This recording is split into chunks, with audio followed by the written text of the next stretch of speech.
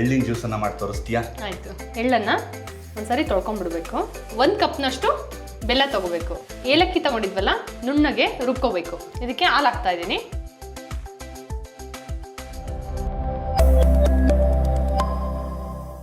ನಮಸ್ಕಾರ ವೀಕ್ಷಕರೇ, ವಿಶಿಷ್ಟ ರುಚಿ ಯೂಟ್ಯೂಬ್ ವಾಹಿನಿಗೆ ತಮ್ಮೆಲ್ಲರಿಗೂ ಪ್ರೀತಿಯ ಸ್ವಾಗತ. ವರ್ಷ ನಮಸ್ಕಾರ. ನಮಸ್ಕಾರ.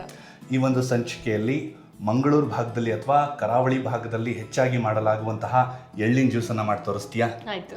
ನಾನು ಮಂಗಳೂರಲ್ಲಿದ್ದಾಗ ಇದನ್ನು ನಿಯಮಿತವಾಗಿ ಅಂತಂದರೆ ಬೇಸಿಗೆ ಸಮಯದಲ್ಲಿ ಪ್ರತಿನಿತ್ಯ ಸೇವಿಸ್ತಾ ಇದ್ದೆ. ಆರೋಗ್ಯಕ್ಕೆ ಇದು ತುಂಬಾ ಒಳ್ಳೆಯದು. ಬೇಸಿಗೆಯ ಸಮಯದಲ್ಲಿ ದೇಹದ ಉಷ್ಣಾಂಶವನ್ನು ಸಮತೋಲಿತವಾಗಿಡೋದಕ್ಕೆ, ಹಾಗೆಯೇ ಸೂರ್ಯನ ಝಳವನ್ನು ಅಥವಾ ತಾಪಮಾನವನ್ನು ತಡ್ಕೊಳ್ಳೋದಕ್ಕೆ ಇದು ತುಂಬಾ ಸಹಕಾರಿಯಾದಂತಹ ಒಂದು ಪಾನೀಯ. ಬನ್ನಿ, ಈ ಸಂಚಿಕೆಯಲ್ಲಿ ಮಂಗಳೂರು ಶೈಲಿಯ ಎಳ್ಳಿನ ಜ್ಯೂಸನ್ನು ಅಥವಾ ಮಿಲ್ಕ್ ಶೇಕನ್ನು ಯಾವ ರೀತಿ ಮಾಡೋದು ಅಂತ ನೋಡೋಣ. ವರ್ಷ ಮೊದಲು ಈ ಎಳ್ಳಿನ ಜ್ಯೂಸು ಅಥವಾ ಎಳ್ಳಿನ ಮಿಲ್ಕ್ ಶೇಕ್ಗೆ ಏನೇನು ಬೇಕು ಅಂತ ಹೇಳ್ತೀಯಾ? ಹಾಂ, 3/4 ಕಪ್ಪಷ್ಟು ಬಿಳಿ ಎಳ್ಳು, 1 ಕಪ್ಪಷ್ಟು ಬೆಲ್ಲ, 1/4 ಲೀಟ್ರ್ ಹಾಲು ತೊಗೊಂಡಿದ್ದೀನಿ, 3 ಏಲಕ್ಕಿ. ಮೊದಲಿಗೆ ಎಳ್ಳನ್ನು ಒಂದ್ಸರಿ ತೊಳ್ಕೊಂಡ್ಬಿಡ್ಬೇಕು. ಈ ಎಳ್ಳನ್ನು ನಾವು ನೀಟಾಗಿ ಹಸ್ ಮಾಡ್ಕೊಂಡಿದ್ದೀವಿ. ಅದರಲ್ಲಿ ಕೆಲವೊಮ್ಮೆ ಕಲ್ಲುಗಳಿರೋಂಥ ಸಾಧ್ಯತೆ ಇರುತ್ತೆ. ಹಾಗಾಗಿ ಬಿಳಿ ಎಳ್ಳಲ್ಲೇ ಮಾಡ್ತಾರೆ ಹೆಚ್ಚಿನವರು. ನಾನು ನೋಡಿದ ಹಾಗೆ ನಾನು ಮಂಗಳೂರಲ್ಲಿದ್ದಾಗ ನಿಯಮಿತವಾಗಿ ಇದನ್ನು ಸೇವಿಸ್ತಾ ಇದ್ದೆ. ಅಲ್ಲಿ ಚಿಕ್ಕ ಚಿಕ್ಕ ಅಂಗಡಿಗಳಲ್ಲೆಲ್ಲ ಭಾಳ ರುಚಿಯಾಗಿ ಮಾಡಿಟ್ಟಿರ್ತಾರೆ ಇದನ್ನು. ಹೌದು. ಇದನ್ನ ಸೋಸ್ಕೊಂಡ್ಬಿಡೋಣ. ಸೋಸ್ಕೊಂಡಾದ್ಮೇಲೆ ನೆಕ್ಸ್ಟ್ ಇದನ್ನೇನು ರುಬ್ಕೋಬೇಕಾ? ರುಬ್ಕೋಬೇಕು. ಇದು ನೆನ್ಸ್ಕೊಳಂಗಿದ್ರೆ ಒಂದು ಅರ್ಧ ಗಂಟೆ ನೆನ್ಸ್ಕೋಬೋದು. ಇದನ್ನೇನು ನೆನ್ಸಿಡ್ಬೇಕು ಅಂತ ಏನಿಲ್ಲ ಅಲ್ವಾ? ನಡೆಯುತ್ತೆ.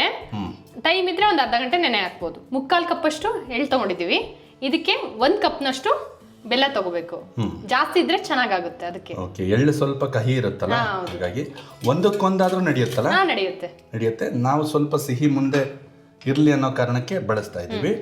ಏಲಕ್ಕಿ ತಗೊಂಡಿದ್ವಲ್ಲ, ಆ ಸಿಪ್ಪೆ ತೆಗೆದು ಇಟ್ಕೊಂಡಿದ್ದೀನಿ. ಇವನ್ನ ಹಾಕೋಬೇಕು. ಓಕೆ. ಮುಂದೆ ಇದಕ್ಕೆ ಸ್ವಲ್ಪ ಐಸ್ ಕ್ಯೂಬ್ ಹಾಕೋತಾ ಇದ್ದೀನಿ. ನೀರು ಕೂಡ ಹಾಕೊಂಡು ಮಾಡ್ಕೋಬೋದು. ಐಸ್ ಕ್ಯೂಬ್ ಹಾಕಿ ನುಣ್ಣಗೆ ರುಬ್ಕೋಬೇಕು. ಐಸ್ ಕ್ಯೂಬ್ ಬೇಡ ಅನ್ನೋರು ಬೇಕಿದ್ರೆ ಸ್ಕಿಪ್ ಮಾಡಬಹುದು. ಸ್ವಲ್ಪ ತಂಪಾಗಿರ್ಲಿ ಅನ್ನೋ ಕಾರಣಕ್ಕಷ್ಟೇ ಬಳಸಿರೋಂಥದ್ದು. ಮುಂದೆ ಇದಕ್ಕೆ ಹಾಲು ಹಾಕ್ತಾ ಇದ್ದೀನಿ. ಹಾಲು 1 ಕಪ್ ತಗೊಂಡಿದ್ದೀನಿ. ಸ್ವಲ್ಪ ಹಾಕ್ತಾ ಇದ್ದೀನಿ ಇವಾಗ. ಓಕೆ. ಹಾಲು ಹಾಕೊಳ್ಳೋದು ತುಂಬ ಮುಖ್ಯ. ಆ ಹಾಲು ಎಳ್ಳು ಚೆನ್ನಾಗಿ ಬೆರೆತು ನುರಿದ್ರೇನೆ ಅದೊಂದೊಳ್ಳೆ ಫ್ಲೇವರ್ ಕೊಡುತ್ತೆ. ಇದು ಪೂರ್ತಿ ಸಣ್ಣ ಆಗಬೇಕು. ಪೂರ್ತಿ ಸಣ್ಣ ಆಗಬೇಕು. ಇದಕ್ಕೆ ಇನ್ನು ಸ್ವಲ್ಪ ಹಾಲು ಹಾಕ್ಕೊಂಡು ಒಟ್ಟು ಆ 1 ಕಪ್ ಏನು ಹಾಲು ತಗೊಂಡಿದ್ಯೋ ಅದನ್ನ ಪೂರ್ತಿ ಹಾಕಬೇಕು. ಸ್ವಲ್ಪ ಸ್ವಲ್ಪ ಹಾಕ್ತಾ ರುಬ್ತಾ ಬರೋದ್ರಿಂದ ಚೆನ್ನಾಗಿ ಬರುತ್ತೆ ಟೇಸ್ಟ್. ನುಣ್ಣಗಾಗುತ್ತೆ ನೀಟಾಗಿ. ಇದು ಮಾಡೋದಕ್ಕೆ ಎಷ್ಟು ಸಿಂಪಲ್ಲು, ಆರೋಗ್ಯಕ್ಕೂ ಅಷ್ಟೇ ಒಳ್ಳೆಯದು, ಹಾಗೆ ರುಚಿನೂ ಅತ್ಯದ್ಭುತವಾಗಿರುತ್ತೆ. ಇದಕ್ಕೆ 2 ಕಪ್ ನೀರು ಹಾಕ್ತಾ ಇದ್ದೀನಿ. 2 ಕಪ್. ಇದಕ್ಕೆ 1 ಕಪ್ ಹಾಲು, 2 ಕಪ್ನಷ್ಟು ನೀರು. ಓಕೆ.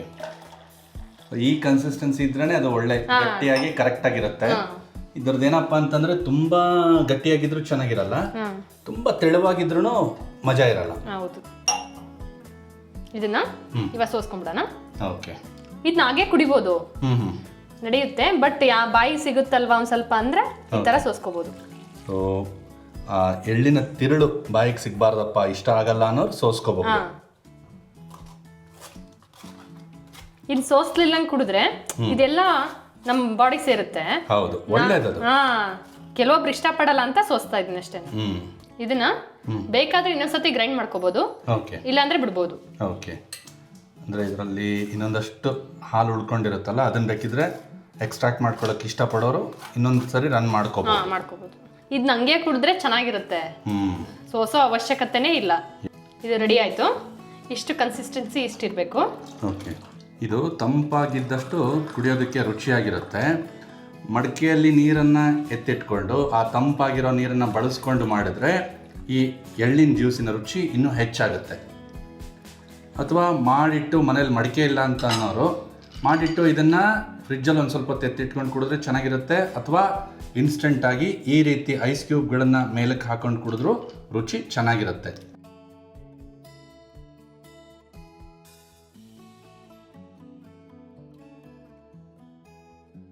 ಎಳ್ಳಿನ ಜ್ಯೂಸ್ ಮಾಡಿಕೊಟ್ಟಿದ್ದೀನಿ, ಕುಡಿದು ರುಚಿ ಹೇಗಿದೆ ಅಂತ ನೋಡಿ. ಧನ್ಯವಾದಗಳು. ನಮ್ಮ ಬೆಂಗಳೂರು ಭಾಗದಲ್ಲಿ ಇದು ಸಿಗೋದೇ ಅಪರೂಪ. ಆದರೆ ಅಲ್ಲಿ ಕರಾವಳಿ ಭಾಗದಲ್ಲಿ ಅಥವಾ ನಮ್ಮ ಮಂಗಳೂರಿನಲ್ಲಿ ಇದನ್ನು ಚಿಕ್ಕ ಚಿಕ್ಕ ಅಂಗಡಿಗಳಲ್ಲಿ, ಹೋಟೆಲ್ಗಳಲ್ಲಿ ಎಲ್ಲ ಕಡೆಗೂ ವಿಶೇಷವಾಗಿ ಈ ಬೇಸಿಗೆಯಲ್ಲಿ ಎಲ್ಲರೂ ಮಾಡ್ಕೊಂಡು ಕುಡಿತಾರೆ. ಹಾಗಾಗಿನೇ ಅಲ್ಲಿ ಏನು ಜಳ ಇರುತ್ತಲ್ಲ, ಹ್ಯುಮಿಡಿಟಿ ಇರುತ್ತಲ್ಲ, ಅದನ್ನು ಫೇಸ್ ಮಾಡೋದಕ್ಕೆ, ಎದುರಿಸೋದಕ್ಕೆ ದೇಹಕ್ಕೆ ಇದು ಶಕ್ತಿ ಕೊಡುತ್ತೆ. ಬನ್ನಿ, ತಡ ಮಾಡ್ದೇ ಇದರ ರುಚಿಯನ್ನು ಸವಿದ್ಬಿಟ್ಟು ತಮಗೆ ತಿಳಿಸ್ತೀನಿ. ಆಹಾ, ಚೆನ್ನಾಗಿದೆ. ಎಳ್ಳಿನ ರುಚಿನೇ ರುಚಿ. ಅದು ಈ ಥರ ಬೆಲ್ಲದ ಜೊತೆಗೆ ಬೆರೆತಾಗ ಅದರ ರುಚಿ ಹೆಚ್ಚಾಗುತ್ತೆ. ಸ್ವಲ್ಪ ಏಲಕ್ಕಿನೂ ಇರಬೇಕು ಅದಕ್ಕೆ. ಎಲ್ಲ ಈ 3-4 ಇಂಗ್ರೀಡಿಯೆಂಟ್ಸ್ ಅಷ್ಟೇ. ಆಮೇಲೆ ಹಾಲು ತನ್ನದೇ ಆದಂತಹ ಒಂದು ರುಚಿಯನ್ನು ಕೊಟ್ಟು ಇದು ತಿಕ್ಕಾಗೋದಕ್ಕೆ, ಹಾಲು ಗಟ್ಟಿಯಾಗಿದ್ದಷ್ಟು ಚೆನ್ನಾಗಿ ಬರುತ್ತಲ್ವ. ಇದು ಚೆನ್ನಾಗಿನೇ ಹಾಕೊಳ್ಳೋಕೆ ಇಷ್ಟಪಡೋರು ಬೇಕಿದ್ರೆ ಹಾಕೊಂಡು ಮಾಡ್ಬೋದು. ಇನ್ನೂ ತಿಕ್ಕಾಗಿ ಬರುತ್ತೆ, ರುಚಿಯಾಗಿ ಬರುತ್ತೆ. ಎಲ್ಲನೂ ಬ್ಯಾಲೆನ್ಸ್ಡ್ ಆಗಿದೆ. ಸಿಹಿ ಇಷ್ಟಿರಬೇಕು, ಯಾಕೆಂದರೆ ಎಳ್ಳು ಸ್ವಲ್ಪ ಕಹಿಯಾಗಿರುತ್ತಲ್ಲ. ಇಷ್ಟು ಬೆಲ್ಲನ ಹಾಕ್ಕೊಂಡ್ರೆ ಕಹಿ ಅಂಶವನ್ನು ಅದು ತೆಗೆದು ಹಾಕಿ ಒಳ್ಳೆ ರುಚಿಯನ್ನು ಕೊಡುತ್ತೆ. ಇದನ್ನು ಸೋಸ್ತೆ ಕುಡಿದ್ರೆ ಇನ್ನೂ ರುಚಿ ಇರುತ್ತೆ. ಸೊ ಫೈಬರ್ ಅಂಶ ಇರುತ್ತೆ ಎಳ್ಳಿನಲ್ಲಿ, ಹಾಗಾಗಿ ಅದನ್ನು ಶೋಧಿಸ್ದೆ ಅಥವಾ ಸೋಸದೆ ಹಾಗೆ ಕುಡಿದ್ರೆ ಒಳ್ಳೆಯದು. ಆದರೆ ಚಿಕ್ಕ ಮಕ್ಕಳು ಕೆಲವೊಬ್ಬರು ಇಷ್ಟಪಡದೇ ಇರ್ಬೋದು ಅನ್ನೋ ಕಾರಣಕ್ಕೆ ನಾವು ಈ ಸಂಚಿಕೆಯಲ್ಲಿ ಈ ಥರ ಮಾಡಿ ತೋರಿಸಿದ್ದೀವಿ. ಚಿಕ್ಕ ಮಕ್ಕಳಿಂದ ಹಿಡಿದು ವಯಸ್ಸಾದವ್ರವರೆಗೂ ಎಲ್ಲರೂ ಕೂಡ ಇದನ್ನು ಕುಡಿಬಹುದು. ತುಂಬಾ ಅತ್ಯದ್ಭುತವಾದಂತಹ ಒಂದು ಪಾನೀಯ ಇದು. ಸೂರ್ಯನ ಶಾಖವನ್ನು ತಡ್ಕೊಳ್ಳೋದಕ್ಕೆ ನಾನು ಆಗಲೇ ಹೇಳಿದಾಗೆ ಇದು ನಮ್ಮ ದೇಹವನ್ನು ಸಿದ್ಧಪಡಿಸುತ್ತೆ. ನೋಡಿದ್ರಲ್ಲ ಈ ಒಂದು ಸಂಚಿಕೆಯಲ್ಲಿ ಎಷ್ಟು ಸುಲಭವಾಗಿ, ಎಷ್ಟು ಅದ್ಭುತವಾಗಿ ವರ್ಷ ಈ ಎಳ್ಳಿನ ಜ್ಯೂಸನ್ನು ಮಾಡಿ ತೋರಿಸಿದ್ಲು ಅಂತ. ಇದೇ ರೀತಿ ನಮ್ಮ ಮುಂದಿನ ಸಂಚಿಕೆಗಳಲ್ಲೂ ಕೂಡ ಇದೇ ರೀತಿ ಅತ್ಯದ್ಭುತವಾದಂತಹ ಖಾದ್ಯಗಳನ್ನು ನಾವು ನಿರಂತರವಾಗಿ ಮಾಡಿ ತೋರಿಸ್ತಾನೆ ಹೋಗ್ತೇವೆ. ದಯವಿಟ್ಟು ನಮ್ಮ ವಾಹಿನಿಯನ್ನು ಇನ್ನೂ ಕೂಡ ತಾವು ಸಬ್ಸ್ಕ್ರೈಬ್ ಮಾಡ್ಕೊಂಡಿಲ್ಲ ಅಂತಂದರೆ ಈ ಕೂಡಲೇ ಸಬ್ಸ್ಕ್ರೈಬ್ ಮಾಡ್ಕೊಳ್ಳಿ. ಮತ್ತು ನಮ್ಮ ಎಲ್ಲ ವಿಡಿಯೋಗಳನ್ನು ನೋಡಿ ನಿಮಗಿಷ್ಟ ಆದರೆ ಕಮೆಂಟ್ ಮಾಡಿ, ಲೈಕ್ ಮಾಡಿ ಅಂತ ಹೇಳ್ತಾ ಈ ಸಂಚಿಕೆಯನ್ನು ಇಲ್ಲಿಗೆ ಮುಗಿಸ್ತಾ ಇದ್ದೀನಿ. ಧನ್ಯವಾದಗಳು. ನಮಸ್ಕಾರ.